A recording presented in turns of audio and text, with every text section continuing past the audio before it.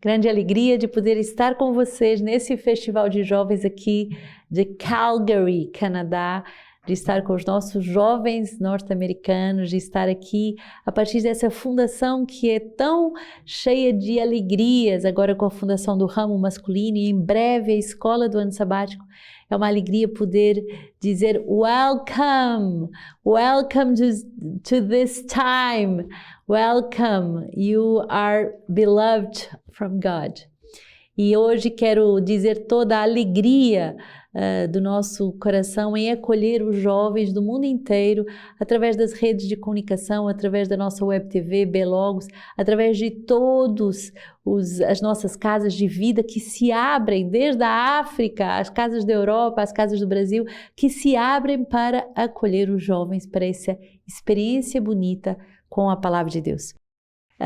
A Palavra de Deus que nos ensina a pregar o Evangelho, essa é a nossa missão, e esse tempo bonito do Festival de Jovens é um tempo para todos nós reescutarmos de novo a palavra que muda as nossas vidas. Nosso livro de vida vai dizer no número 83, pregar é o chamado de Jesus dirigido aos apóstolos. Os 11 apóstolos são os primeiros responsáveis ao anunciar a boa nova e no seu seguimento os bispos, os seus sucessores. Marcos 16, 14 e 15, finalmente ele se manifestou aos 11 que estavam à mesa e disse-lhes, ide por todo o mundo, proclamai o evangelho a toda a criatura. Jesus continua a lançar esse mesmo chamado. Romanos 10, 17. A fé nasce da pregação. O versículo 5 diz assim, a fé depende da pregação, pois sem pregação a fé não é despertada. A pregação da palavra de Deus é a precursora da fé e vai provocá-la. A palavra do pregador é destinada a despertar a fé no nosso batismo. A pregação é o anúncio da palavra de Deus, sendo que ela mesma vai ao nosso encontro, nos alimenta, fortifica, vivifica e reanima a nossa fé. 2 Timóteo 3, 15 a 17, desde a infância conheces as sagradas letras, elas têm o poder de comunicar-te a sabedoria que conduz à salvação pela fé em Cristo Jesus. Toda a Escritura é inspirada por Deus e útil para instruir, para refutar, para corrigir, para educar na justiça, a fim de que o homem de Deus seja perfeito, qualificado para toda a boa obra. A pregação responde a um chamado e a uma necessidade. O chamado de Jesus, a necessidade de despertar a fé em nossos corações. A igreja é sempre o contexto da pregação. A pregação parte sempre da igreja. Romanos 10, 14 e 15. E como poderiam crer naquele que não ouviram? E como poderiam ouvir sem pregador? E como podem pregar se não forem enviados? A igreja é o ponto de partida da pregação e a pregação volta à igreja, trazendo os frutos da ação de graças, os testemunhos de vidas transformadas e de novos apostolados. Assim, o trabalho da palavra de Deus se caracteriza por uma expansão. A palavra de Deus crescia e se multiplicava. Tão bonito ver justamente de forma providencial o número que nos é dado hoje, que todas as nossas casas se abrem para essa noite de acolhida do Festival dos Jovens. Somos chamados a pregar e isso por mandato da igreja. Deus constitui os seus apóstolos para pregar e os seus apóstolos constituem outros para pregar e ir até os confins da terra anunciar o Evangelho. E qual é o grande fruto da pregação? É a fé que nasce. Se não houvesse pregação, como diz a palavra, a fé não é despertada. Quantos jovens vivem uma vida medíocre porque a fé não é despertada? Não há ninguém que acenda a faísca através da pregação e que nasça no coração daquele jovem um fogo abrasador, o fogo do amor de Deus. Sem a pregação, a palavra não vai fazer esse caminho de precursor da fé dentro dos nossos corações. E por isso, o pregador é chamado a ser aquele que desperta a fé na vida do batismo. A pessoa descobre que ela é filha bem amada do Pai, que ela é cheia da graça de Deus, que ela é cheia do poder do Espírito Santo, que ela tem uma vida de santidade, ela tem um chamado belíssimo a viver. Ela não pode viver a sua vida de qualquer jeito, por causa do anúncio da palavra de Deus. Ela vai ser recriada na sua dignidade. E a palavra de Deus Olha como o que ela faz, alimenta, fortifica, vivifica, reanima a nossa fé. Então, quantas pessoas esmorecidas, às vezes sem fé, desacreditadas, desanimadas, desesperançadas, deprimidas, às vezes à beira de um suicídio, quantas pessoas, através do anúncio do Evangelho, vão reencontrar o fogo, a chama, a alegria de viver. O chamado de Deus é para nós, de modo muito particular, comunidade Sementes do Verbo, comunidade chamada a semear o Verbo através da pregação, é chamado de verdade a sermos testemunhos dessa palavra que só faz crescer nos corações. E por isso sabemos que através desse festival de jovens a palavra vai crescer e vai se multiplicar.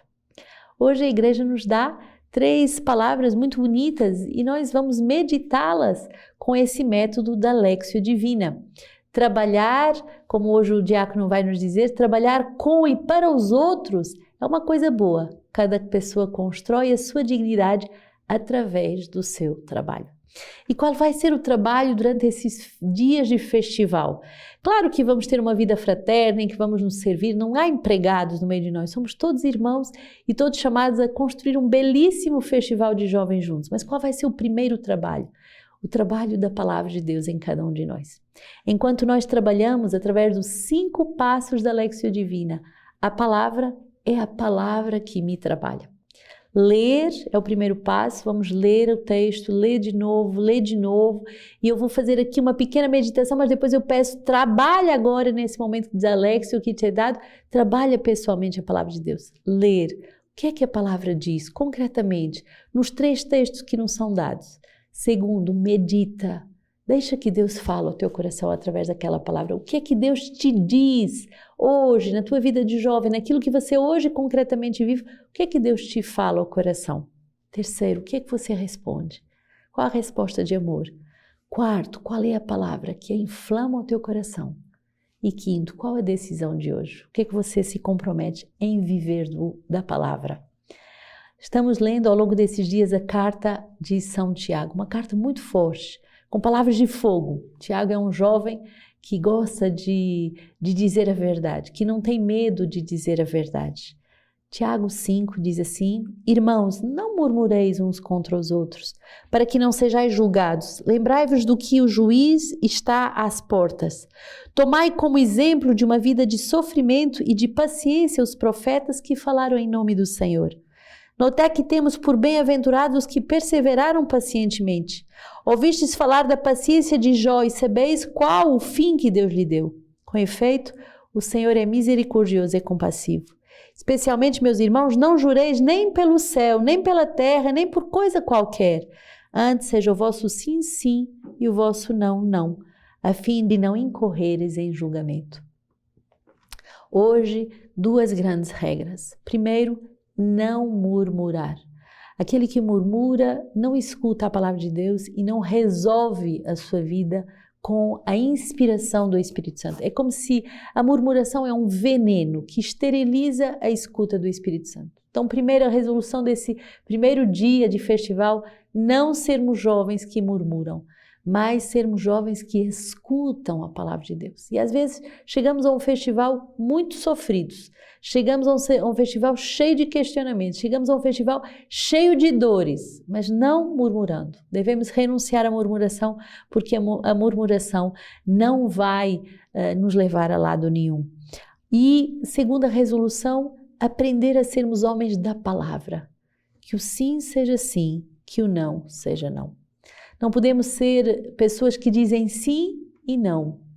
Pessoas que dizem não e afinal é sim. Não. Que o sim seja sim, que o não seja não. Se você se inscreveu para o festival, sê sim para esse festival. Vai até o fim, participa de todos os momentos. A comunidade preparou com muito amor 5 dias de muita evangelização, de momentos muito fortes, que vão mudar a tua vida, como mudaram a minha vida há mais de 30 anos atrás. Foi um festival de jovens onde o Senhor se revelou a mim e foi por causa desse primeiro festival de jovens que eu decidi dar a minha vida para que outros jovens tivessem a mesma experiência de amor com o Pai. Salmo 102, bendiz a Deus a minha alma e tudo o que há em mim ao seu santo nome. Bendiz ao Senhor a minha alma e não esqueças nenhum dos seus benefícios. É Ele quem perdoa a tua culpa toda e cura todos os teus males. É Ele quem redime a tua vida da cova e te coroa de amor e compaixão. O Senhor é compaixão e piedade, lento para a cólera e cheio de amor. Ele não vai disputar perpetuamente e seu rancor não dura para sempre. Como o céu que se alteia sobre a terra, é forte seu amor por aqueles que o temem. Como o Oriente está longe do Ocidente, Ele afasta de nós as nossas transgressões. Que forte podermos perceber esse salmo que nos mostra finalmente a bondade do Pai que nos acolhe. O Pai que é um Deus de bondade, um Deus de misericórdia, um Deus de amor que perdoa a nossa culpa. Ele não fica murmurando, Ele não fica nos acusando, Ele não vem para nos jogar à cara tudo o mal que nós fizemos até o dia de hoje. Não, Ele vem para nos salvar. E olha que é bonito, Ele é lento para a cólera e cheio de amor, cheio de compaixão. Eu creio que esses dias de festival vai ser dias muito fortes para experimentarmos o amor de Deus e o seu amor, a sua misericórdia, a sua ternura e compaixão. Marcos 10, partindo dali, Jesus foi para o território da Judeia e além do Jordão, e outra vez as multidões se reuniram em torno dele, e como de costume, de novo os ensinava. Alguns fariseus aproximaram-se dele e, para pô-lo à prova, perguntaram: é lícito a um homem repudiar a sua mulher? E ele respondeu: o que vos ordenou Moisés? E eles disseram: Moisés permitiu escrever a carta de divórcio e depois repudiar.